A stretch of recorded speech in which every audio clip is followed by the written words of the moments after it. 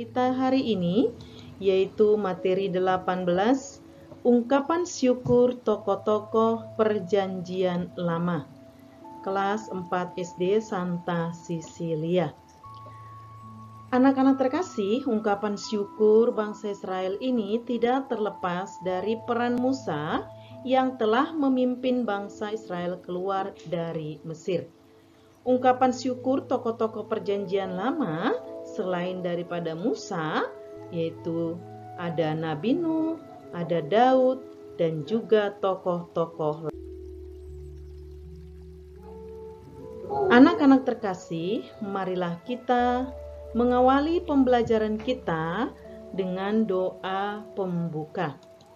Mari kita bersama-sama dalam nama Bapa dan Putra dan Roh Kudus. Allah Bapa yang Maha Baik, ajarilah kami agar mampu bersyukur. Bersyukur karena kami telah diciptakan, bersyukur karena Engkau telah mengasihi kami dan menyertai kami. Ajarilah kami agar mampu mewujudkan syukur kami dengan mengasihi orang tua, guru, sesama, dan semua orang. Demi Kristus Tuhan kami. Amin. Dalam nama Bapa dan Putra dan Roh Kudus. Amin. Baiklah anak-anak terkasih, tentu kita sering mendengarkan kata-kata syukur. Seseorang yang mendapatkan anugerah dari Tuhan, pasti dia akan bersyukur. Rasa syukur itu dapat dilakukan sesuai dengan tradisi-tradisi atau adat istiadat yang sering disebut dengan selamatan atau syukuran, atau juga disebut dengan tasakuran. Bentuk-bentuk ucapan syukur dalam masyarakat yang sering kita lihat ataupun kita amati. Ya, mungkin saja ucapan syukur karena pesta panenan yang melimpah. Ya, biasanya ini para petani-petani yang telah berhasil panenannya ataupun setelah melakukan pesta panen, mereka mengucapkan syukur atas keselamatan dan keberhasilan yang mereka peroleh. Kemudian sering juga kita lihat untuk syukuran ataupun yang disebut dengan nujuh bulanan, yaitu bagi seorang ibu yang pertama kali mengandung anak pertama, tidak lupa sering dirayakan nujuh bulanan, yaitu sebagai ucapan syukur kepada Tuhan atas berkat yang diberikan dan juga mohon perlindungannya sampai bayi selamat di dunia. Yang ketiga juga disebut dengan turun tanah atau anak belajar menginjakkan kaki ke tanah. Ini juga dalam adat Jawa sering dilakukan pesta syukuran. Nah, selain itu, dalam masyarakat besar kita sering juga mengadakan syukuran mungkin atas keberhasilan seorang anak atau seorang pejabat yang naik jabatannya atau selamat dari mara bahaya dan juga menyelesaikan ibadah haji atau ibadah umroh, ya, ataupun sebelum melakukan bepergian ke tempat-tempat suci juga sering melakukan syukuran. Tujuannya adalah mohon berkat dari Tuhan agar apa yang telah dilakukan atau tugas yang akan dijalankan dapat menciptakan kesejahteraan dan ketenteraman bagi keluarga masyarakat. Anak-anak terkasih, dalam tradisi atau secara tradisional, ucapan syukur itu atau selamatan itu pada umumnya dilakukan dengan cara yaitu doa bersama biasanya selalu diadakan doa. Kemudian dalam mengadakan doa bersama itu, mereka biasanya duduk bersama ataupun bentuknya melingkar atau duduk bersih di halaman rumah atau di tempat-tempat yang telah disediakan. Dan tidak lupa juga setelah melakukan doa bersama, yaitu kemudian diadakan makan bersama. Seperti yang ada di halaman cetakmu tentang upacara selamatan masyarakat Jawa, yaitu pengertian dan tata cara upacara selamatan. Tujuannya adalah untuk bersyukur kepada Allah.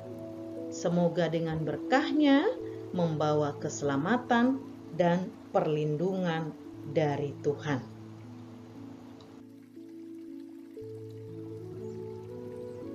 Anak-anak terkasih, dalam kehidupan kita sehari-hari, apa saja yang kita syukuri dari Allah?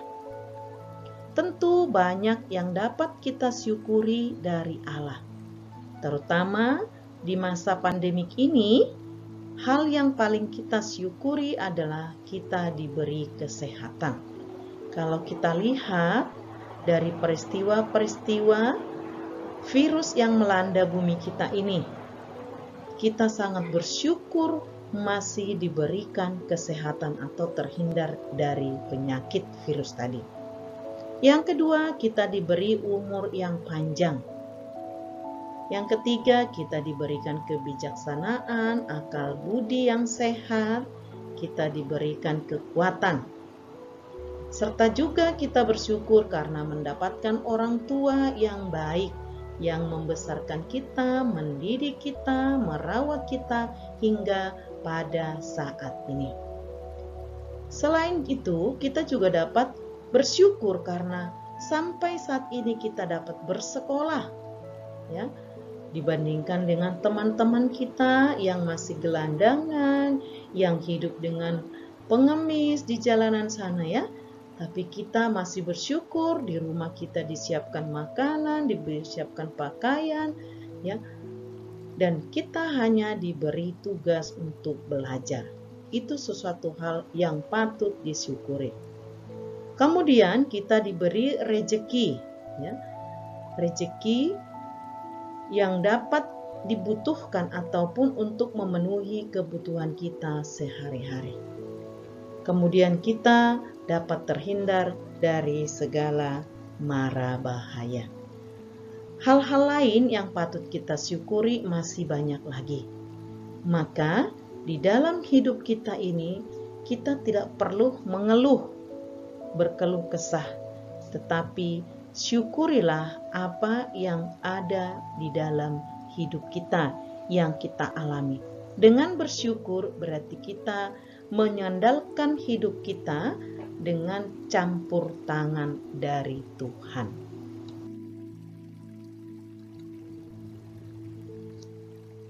Anak-anak terkasih, dalam Perjanjian Lama kita dapat melihat tokoh-tokoh Perjanjian Lama sebagai ungkapan-ungkapan syukur kepada Allah.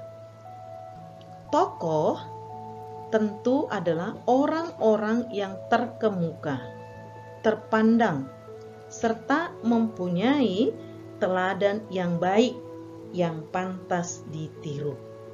Kalau dalam Perjanjian Lama, kita bisa melihat tokoh-tokoh Perjanjian Lama, yaitu seperti Musa, Abraham, Ishak, Yakub, dan juga Yusuf. Tokoh-tokoh ini adalah memberikan teladan iman kepada kita, sehingga dapat dijadikan sebagai tokoh-tokoh orang beriman.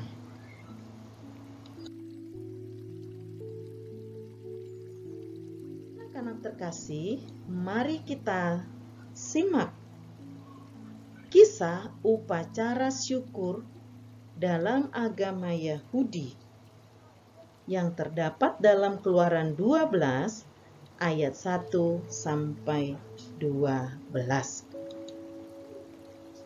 Di mana kita dapat melihat di sana yaitu upacara syukur yang dilakukan oleh bangsa Yahudi ketika mereka terbebas dari perbudakan di Mesir, di mana mereka menyembelih seekor domba jantan dan mengoleskan darah domba itu di atas pintu, serta mereka makan bersama dengan sayur dan lauk pauk tanpa rasa atau yang disebut dengan sayur pahit.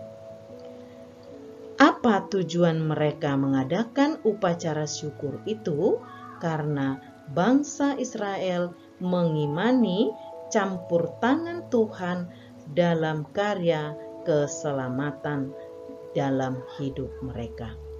Marilah kita simak video ataupun kita baca Keluaran 12 ayat 1 sampai 12.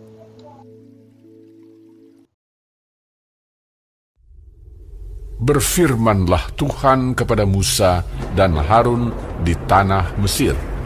Bulan inilah akan menjadi permulaan segala bulan bagimu.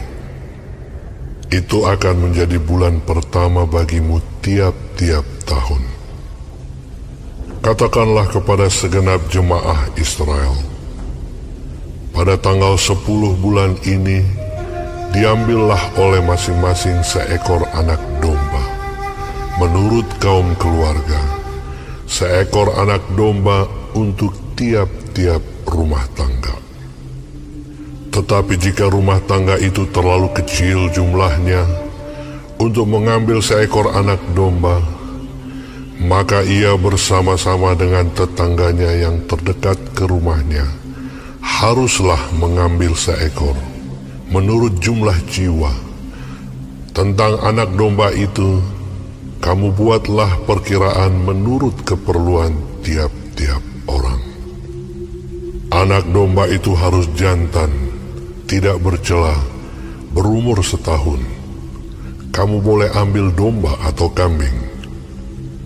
Kamu harus mengurungnya sampai hari yang ke-14 bulan ini. Lalu seluruh jemaah Israel yang berkumpul harus menyembelihnya pada waktu senja. Kemudian dari darahnya haruslah diambil sedikit dan dibubuhkan pada kedua tiang pintu dan pada ambang atas, pada rumah-rumah di mana orang memakannya. Dagingnya harus dimakan mereka pada malam itu juga. Yang dipanggang mereka harus makan dengan roti yang tidak beragi beserta sayur pahit. Janganlah kamu memakannya mentah atau direbus dalam air. Hanya dipanggang di api, lengkap dengan kepalanya dan betisnya dan isi perutnya. Janganlah kamu tinggalkan apa-apa dari daging itu sampai pagi. Apa yang tinggal sampai pagi kamu bakarlah habis dengan api. Dan beginilah kamu memakannya. Pinggangmu berikat, kasut pada kakimu, dan tongkat di tanganmu. Buru-burulah kamu memakannya. Itulah Paskah bagi Tuhan. Sebab pada malam ini aku akan menjalani tanah Mesir, dan semua anak sulung dari anak manusia sampai anak binatang akan kubunuh. Dan kepada semua allah di Mesir akan kujatuhkan hukuman. Akulah Tuhan. Setelah kita mendengarkan bacaan kisah upacara syukur, apa isi firman Allah kepada Musa dan Harun di Mesir? Isi firman-Nya itu adalah bahwa pada tanggal 10 bulan ini, ambillah masing-masing seekor anak domba untuk tiap-tiap rumah tangga. Tetapi jika rumah tangga itu terlalu kecil jumlahnya untuk mengambil seekor anak domba, maka ia bersama-sama dengan tetangganya yang terdekat ke rumahnya haruslah mengambil seekor anak domba itu. Lalu firman Allah mengatakan ciri-ciri anak domba itu seperti apa? Dikatakan di sana, seekor domba jantan berumur kurang lebih 1 tahun dan tidak bercela. Nah, Allah memerintahkan mereka yang harus dilakukan oleh masing-masing keluarga sebelum domba itu disembelih. Ya, pertama-tama mereka harus mengurung domba yang akan disembelih itu sampai 14 hari ataupun sampai hari ke-14 di bulan ini. Setelah itu seluruh jemaat yang berkumpul harus menyembelihnya pada waktu senja. Kemudian dari darahnya harus diambil sedikit lalu dibubuhkan pada kedua tiang pintu dan pada ambang atas pada rumah-rumah di mana orang-orang yang memakannya. Dagingnya harus dimakan mereka pada malam hari itu juga dengan roti yang tidak beragi beserta sayur pahit. Apa yang diharapkan oleh bangsa Israel dari upacara syukur itu? Bangsa Israel mengharapkan keselamatan dan terhindar dari 10 tulah Allah. Kemudian mereka mengharapkan untuk mendapat perlindungan Tuhan dan terbebas dari perbudakan di Mesir.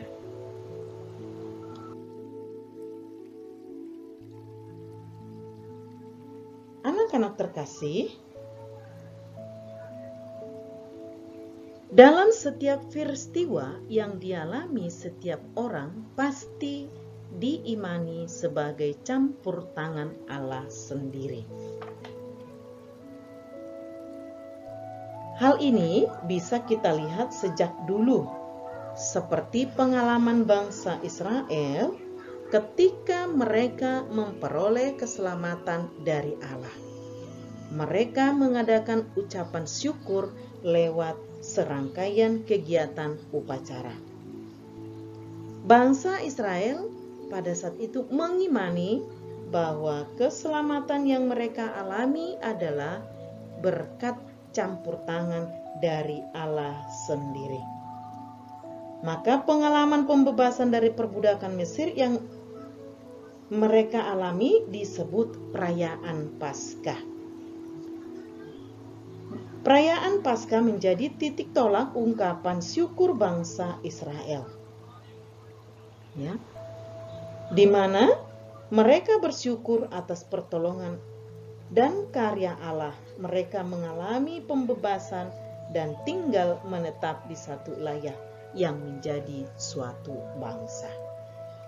Ungkapan syukur itu pun masih berjalan sampai sekarang ini sesuai tradisi adat atau adat istiadat. Misalnya seperti yang kita lihat tadi, tradisi Jawa. Selain daripada tradisi Jawa, masih ada banyak upacara keselamatan yang dilakukan sebagai ungkapan-ungkapan syukur atas keselamatan yang diterima dari Allah.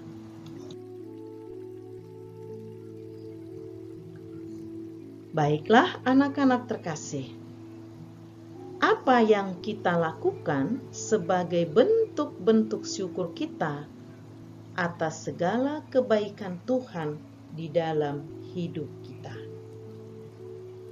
Ya, tentu kita harus mengungkapkan rasa syukur kita kepada Tuhan, di mana Tuhan telah melindungi kita menyertai kita dan membebaskan kita dari segala mara bahaya. Ungkapan syukur itu dapat kita lakukan dalam bentuk doa bersama. Ya, misalnya di saat kita dapat rezeki, di saat kita berulang tahun, di saat kita naik kelas atau apapun, kita bisa juga doa bersama dalam keluarga. Kita juga dapat melakukan dengan cara menyanyikan lagu pujian. Lagu pujian itu sama dengan doa yang diucapkan dengan menyanyikan atau dengan lagu. Selain untuk keluarga, bentuk-bentuk syukur kita juga boleh kita berikan kepada orang-orang yang berkekurangan dengan cara bersedekah, yaitu berbagi kepada orang-orang yang membutuhkan. Kemudian, kita juga dapat mengikuti bakti sosial, ya misalnya dengan donor darah, sehingga kita menolong orang-orang yang membutuhkan. Anak-anak terkasih, dengan demikian, sebagai ciptaan Tuhan yang paling mulia, kita dianugerahi akal budi. Maka dengan akal budi yang kita miliki, marilah kita mampu mendalami dan mensyukuri anugerah Tuhan yang diberikan kepada kita. Marilah kita bersyukur bahwa apa yang kita alami adalah merupakan campur tangan Tuhan dalam hidup kita.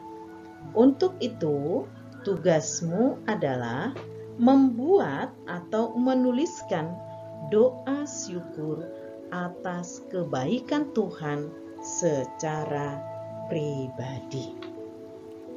Kemudian, setelah kita menuliskan doa syukur tadi, mari kita doakan secara bersama-sama atau secara sendiri-sendiri, yang menjadi doa penutup bagi kita masing-masing. Terima kasih, sampai jumpa minggu depan. Shalom.